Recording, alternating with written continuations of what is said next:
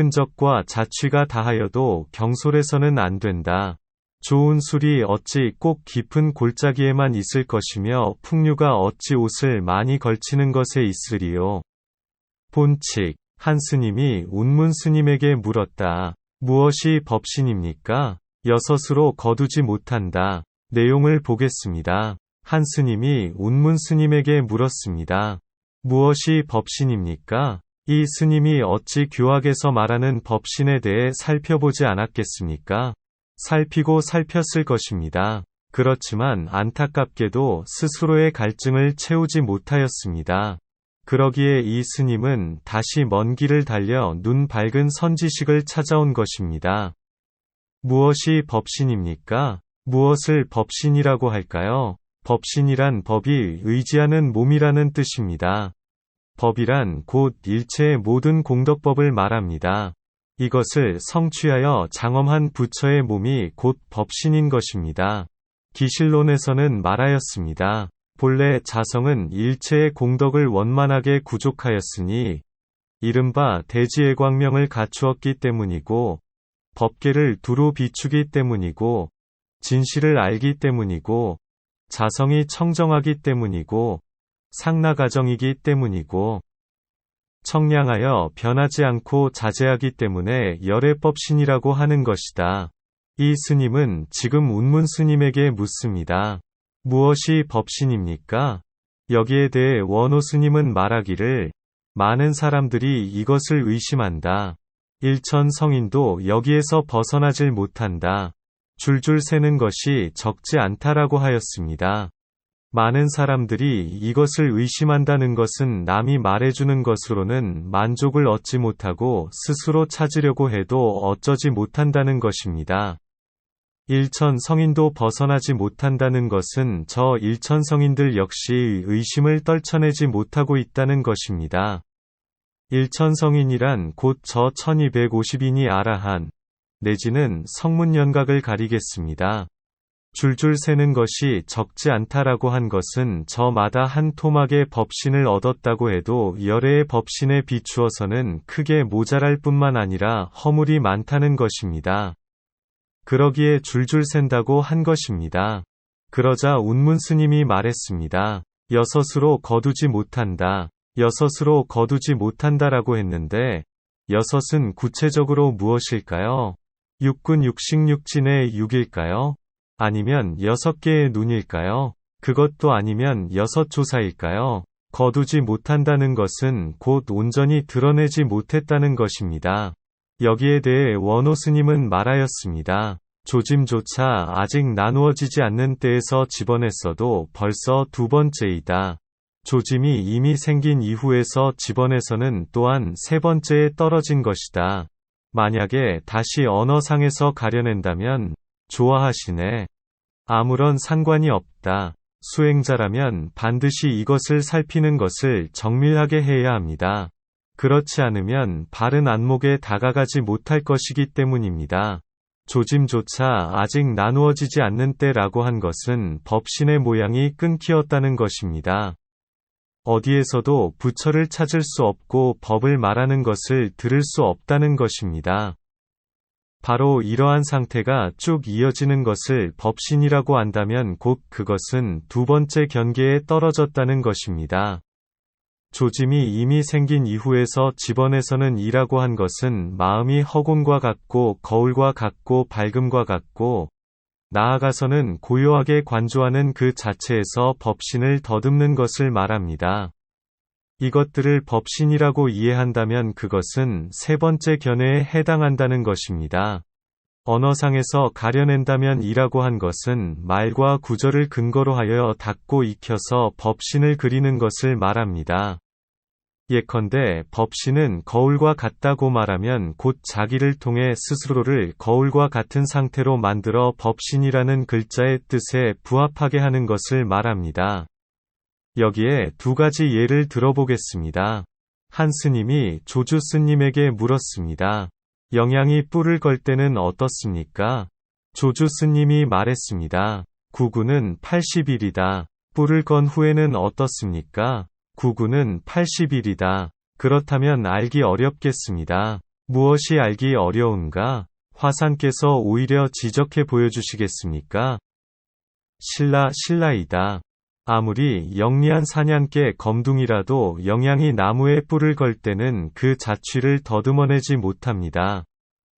그렇다면 저 사냥개가 자취를 더듬어내지 못하는 자리는 첫 번째 기틀릴까요? 두 번째 기틀릴까요? 아니면 세 번째 기틀릴까요? 여기에 대해 한 구절 보탰겠습니다. 천길 절벽 끝에 초막을 지으니 영리한 사냥개도 길을 헤매네. 누가 조주와 만났다고 하는가? 삼천리 밖에서 사람을 잘못 알지 마라. 벽암록에서는 부상좌가 깨달은 인연을 소개하고 있습니다. 태원의 부상좌는 본래 불경을 강의하는 강사였습니다. 하루는 법좌에 올라 강의를 하면서 법신에 대해 설명하며 말했습니다. 저 법신이 세로로는 과거 현재 미래에 무궁하고 가로로는 상하팔방으로 뻗쳐 있다. 한 선객이 법좌 아래에서 그것을 듣고는 피식 웃었다. 부상좌가 자리에서 내려와 물었다. 제가 조금 전에 무슨 잘못을 하였습니까? 원컨대 선자께 설명해 주시기를 청합니다. 선자가 말했다. 좌주께서는 그저 법신을 헤아려서 밝혀놓은 주변적인 일만을 강설했을 뿐 법신을 보지는 못했습니다.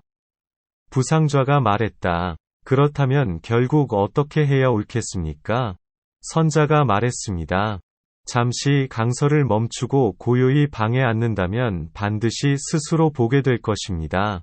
부상좌는 그 말을 따라 하루밤을 고요히 앉았는데 문득 새벽 종소리를 듣다가 호련히 대오하였습니다. 그리하여 곧 선자의 문을 두드리고는 말했습니다. 제가 알았습니다. 선자가 말했습니다. 시험 삼아 말해보십시오. 부상좌가 말했습니다. 제가 오늘 이후로는 다시는 부모가 낳아준 콧구멍을 가지고 촐랑대지 않겠습니다. 여기에 대해 설두 스님은 노래하였습니다. 송, 하나 둘 셋 넷 다섯 여섯. 벽안오승이라도 숫자가 부족하다. 소림에서 속이는 말로 신광에게 부촉한 것을 가사를 전하고 다시 천축으로 돌아갔다고 하네. 천축은 망망하여 어디서도 찾을 수 없으니 어제는 유봉을 마주하며 밤을 보냈다. 하나하나 살펴보겠습니다. 하나 둘 셋 넷 다섯 여섯. 벽안오승이라도 숫자가 부족하다. 달마대사께서 소림굴에 이르러 9년 면벽을 보이고 무심을 말했어도 어찌 저 법신의 뜻을 다했다고 하겠습니까? 제27조 반야다라 스승에게 왕이 물었습니다. 어째서 경전을 보지 않습니까? 반야다라는 말했습니다. 빈도가 숨을 들이마실 때는 음계에 머물지 않고 숨을 내쉴 때에는 여러 인연을 건너지 않습니다. 항상 이와 같이 백천만억의 경전을 굴립니다. 소림에서 속이는 말로 신광에게 부촉하며 가사를 전하고 다시 천축으로 돌아갔다고 하네. 달마대사께서는 장차 서천으로 돌아가려고 하면서 제자들에게 그동안 깨달은 바를 물었습니다. 마지막에 이르러 해가 스님이 앞으로 나와 삼배를 올리고서 말없이 다시 물러나 자리에 서 있었습니다. 그대는 나의 골수를 얻었다. 그리고는 부처님의 의발과 전법계를 해가에게 주었습니다. 내가 이 땅에 온 뜻은 오직 법을 전하여 중생을 건질 뿐이네. 하나의 꽃이 피어 다섯 잎이 열리면 열매가 저절로 이루어지리라. 여기에 대해 원호 스님은 말하기를 한 사람이 허를 전했는데 만 사람이 실로 전했다. 처음부터 어긋났다라고 하였습니다. 이것을 제대로 살피는 것은 선의 안목을 가리는 결정적인 일이 아닐 수 없습니다. 만약 제대로 살핀다면 어찌 차가운 자리를 지키며 재앙이 자손에게 이르게 했을 것인가?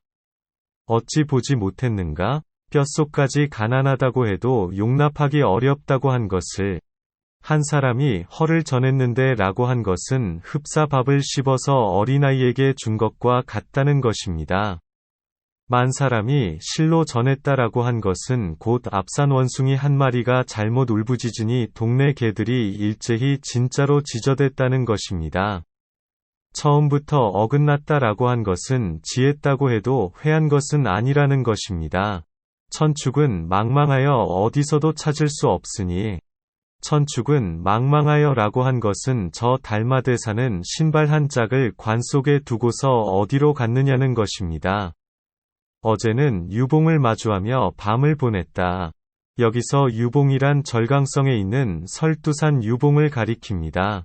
그곳 정상에는 하나의 샘이 있는데 우유빛과 같은 샘물이 솟았기에 유봉이라고 하였습니다.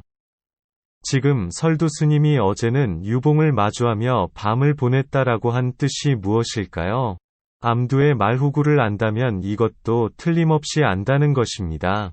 암두 스님이 한 스님에게 말했습니다. 설봉이 말후구를 알았다면 천하 사람들이 다시는 어쩌지 못했을 것이다. 이 스님이 물었습니다. 무엇이 말후구입니까? 암두 스님이 말했습니다.